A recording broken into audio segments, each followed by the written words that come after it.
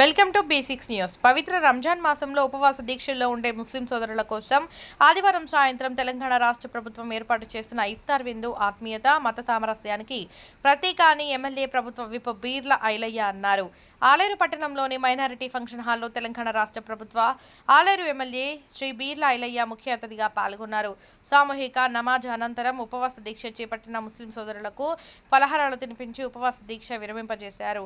అనంతరం ప్రభుత్వ whip MLA Beerla Ailayya మాట్లాడుతూ అన్ని మతాలు చెప్పేది ఒకటేనని, మనుషులంతా సోదరభావంతో కలిసిమెలిసి ఉండాలని ఆయన ఆకాంక్షించారు.